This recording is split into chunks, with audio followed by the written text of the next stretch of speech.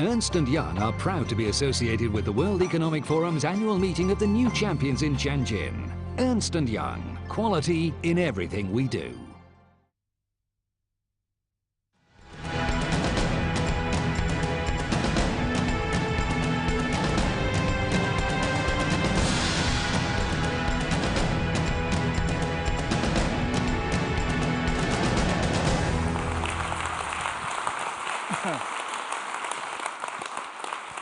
Hello and welcome to the World Economic Forum meeting of the new champions here in Tianjin, China. The global economy is slowing, Wall Street is in crisis, the world's stock markets have fallen heavily. In the midst of the storm, what should our business leaders, whether emerging or established, be guided by? Passion or power? Purpose or profit? We are asking, what wins now? We have on our stage 4 business leaders. They each have 2 minutes to make their case to you, our audience. We're then going to ask you, our audience, to challenge them on what they've said. And then we're going to take a vote at the end of the program to find out whether you were convinced by the arguments that they made. Is it passion, power, purpose, or profit that holds the key to our futures here? Can passion provide the grounding to ensure that an enterprise can withstand today's economic pressures? Let me invite John Hope Bryant to argue the case now for passion. John Hope Bryant, Chief Executive Officer of Operation Hope. You know, I think there are 2 things in the world. There's love and there's fear. And what you don't love, you fear. I think that one of the reasons the world is all screwed up is that many leaders, most leaders, have led by fear. I actually think love makes money. When you have a client, but you treat them like a transaction and not a relationship, you lead by fear.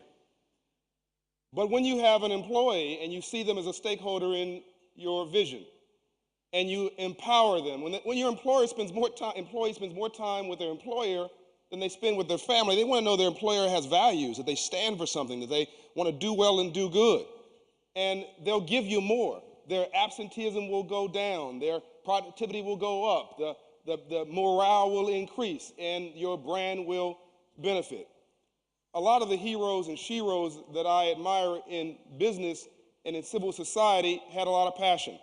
You know, Bill Gates worked for a company that was in the hardware business, but he thought the vision was software. The company fired him. Cannot have a rainbow without a storm first. He had a passion for this. He didn't come out and say, I want power or I want money.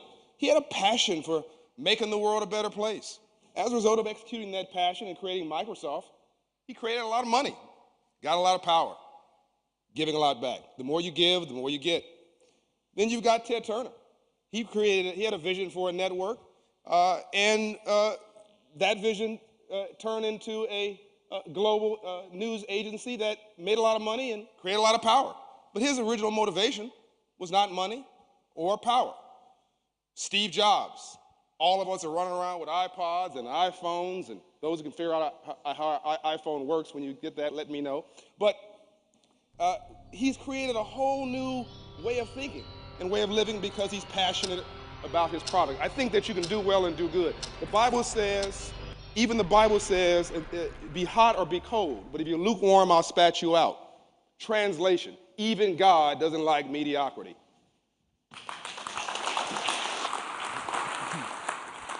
John Hope Bryant, ladies and gentlemen, this is your chance now to ask questions of John, or just to make some points yourself if you'd like to. Yes. I fundamentally agree that passion does drive what the business is, because starting a startup anywhere around the world, you have to find a way to motivate your employees and you have to find a way to drive people, and money is not usually the way in a startup company because you don't have it. Well, that was 8 years ago for us. We've now grown the business to over 800 employees. And that same drive, you tend to see how it filters out as you go down and further through the ranks. So you just mentioned several tremendous leaders. But I guess the question is, how do you take that leadership? Because I know most of the leaders, you're absolutely right, have that passion. And they inherently drive that passion. But how do you translate that passion throughout an entire organization? Well, I think that, power, traditional power is, I think, coercion-based.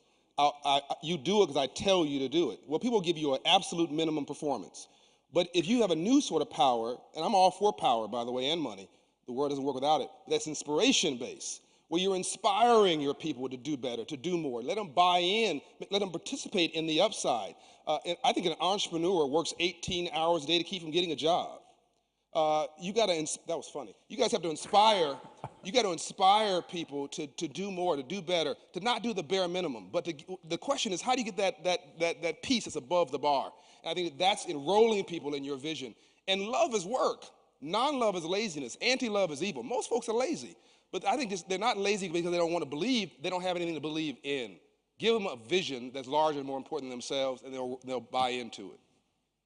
Let's remember that we're not saying that any of these things are irrelevant to a business. All of these four emotions and drivers are critical. We're looking for the first among equals, passionate, essentially, to take us out of this, and we can tell you're passionate.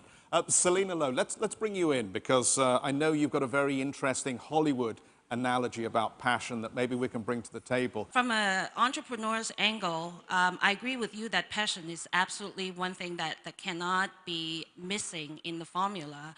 But can passion alone drive a business? You raised Ted Turner as an example. If Ted Turner's not profitable, or he did not run a very successful business, would he just be known as Jane Fonda's ex-husband? Ooh. I'll make sure I don't pass that on to Ted. I think that every good marriage is made of constructive friction.